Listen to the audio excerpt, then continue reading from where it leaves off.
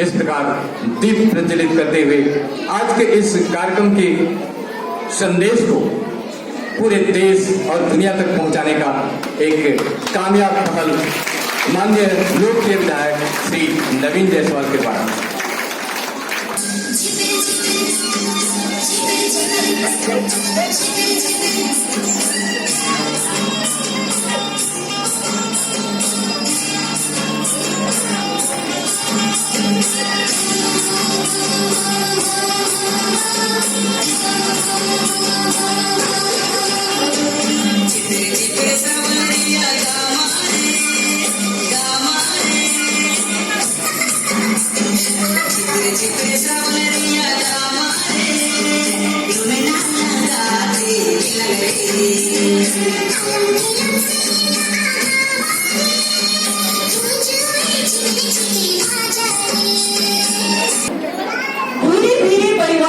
लड़ाई नासमझी जैसी प्रवृत्तियां उत्पन्न होने लगती है और परिवार बिखर जाता है। परिवार नहीं रह जाता है। अत्यधिक कम वेतन, छूट, शारीरिक शोषण और यौन उत्पीड़न, कार्यावधि में अनियमितता, छुट्टी में अनियमितता, आवासीय संकट के साथ साथ साप्ताहिक छुट्टी, मातृत्व लाभ के अंतर्गत वेतन युक्त छुट्टी, भूतपूर्व कामगारों के लिए वृद्धा पेंशन, स्वास्थ्य एवं चिकित्सा लाभ, पौष्टिक भोजन, बच्चों के लिए गुणात्मक शिक्षा आदि का आधार इन मेहनतकश कामगारों के जीवन का एक अभिशाप बन गया है। उचित मजदूरी हमेशा से ही घरेलू कामगारों का सबसे बड़ा समस्या रहा है। अधिकतर राज्यों में घरेलू कामगार को रोजगार अनुसूची में भी शामिल नहीं किया गया है। कुछ राज्य सरकार जिसने घरेलू कामगार के लिए न्यूनतम मजदूरी घोषित किया है, उनके द्वारा घोषित मजदूरी 15वीं भारतीय श्रम अधिनियम में सिफारिश किए गए मजदूरी के 50% से भी कम है। इतनी कम मजदूरी और बढ़ती हुई महंगाई के चलते इन घरेलू कामगारों के जीवन में किसी प्रकार का कोई विकास नहीं हुआ जो अन्य कामगारों के जीवन में दिखता है। बहुत सारे कानून है ना, आप लोगों ने सुना होगा थोड़ा बहुत कि लेबर लॉ है, कंपनसेशन एक्ट है, बहुत सारे एक्ट है।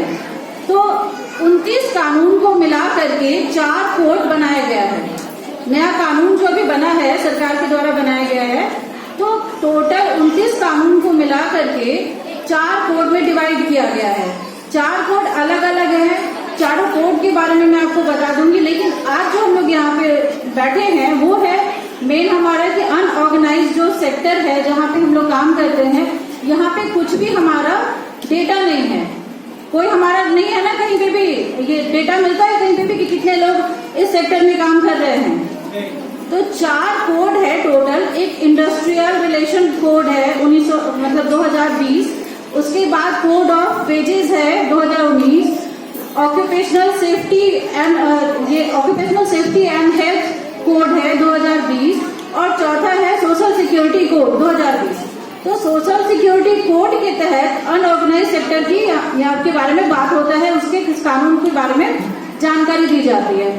तो अब जो है कि अनऑर्गेनाइज सेक्टर्स का कोई डेटा नहीं है, कहीं कोई जानकारी नहीं है, और इसके लिए हम लोग बहुत पहले से लड़ाई लड़ते आ रहे हैं कि हमें हमारा अधिकार मिले, डिसेंट वर्क हो। हमारा जो मौलिक अधिकार है, मतलब जिसको हम लोग फंडामेंटल राइट्स बोलते हैं, कि समान वेतन और सबसे पहले तो हमारी सुरक्षा का, और फिर हमें जो हमारे साथ शोषण होता है उसको लेकर के हमें सेफ जगह मिले, सुरक्षित जगह मिले, सम्मान मिले और बराबर वेतन मिले। तो इस कानून के तहत जो 4 मैंने कोड बताए आपको, 29 कानून को मिलाकर के 4 कोड बनाए गए हैं और अब 26 अगस्त 2021 को भारत सरकार ने ई श्रम कार्ड के लिए ई श्रम रजिस्ट्रेशन का नया एक प्रोसेस चलाया है, जिसमें कि ई श्रम कार्ड में क्या होता है कि जितने भी अनऑर्गेनाइज सेक्टर से लोग काम करते हैं, अलग अलग जगह जा रहे हैं भारत में कहीं पे भी, तो उनको ऑनलाइन रजिस्ट्रेशन कराना पड़ता है। ऑनलाइन रजिस्ट्रेशन मतलब आप सब जानते होंगे ऑनलाइन क्या होता है, सबके पास मोबाइल है। हम घरेलू कामगार कहने के लिए तो हर गरिमापूर्ण कार्य की एक शुरुआत दूसरों के घर में काम जाकर करने से होती है। जब एक कामगार घरेलू कामगार जब दूसरों के घर में काम करने के लिए जब पहुंचती है, वहां उसने अपना कार्य को संपन्न करता है, तभी वो अफसर या पदाधिकारी अपने कार्यालय में अच्छे तरीके से जा पाता है और कार्यालय में अच्छी तरीके से काम करके पूरे देश भर की आर्थिक स्थिति को मजबूत करने का प्रयास करता है। तो हम माने तो घरेलू कामगारों का मतलब कि कार्य की प्रथम शुरुआत एक घरेलू कामगार से होती है।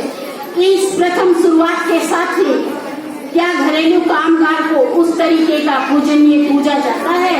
क्या उस घरेलू कामगारों को उस सम्मान की स्थिति से देखा जाता है जो घरेलू कामगारों को सम्मान मिलना चाहिए? प्रत्येक कार्य में कार्य करने वाले जितने भी असंगठित मजदूर हैं, आज जब काम करते हैं तो उन असंगठित कामगारों को अपने कार्य के अनुसार उनको कहीं न कहीं सम्मान मिलता है, परंतु घरेलू कामगार इस तरीके के कामगार तबके के लोग हैं जिनको आज भी सम्मान नहीं मिलता है।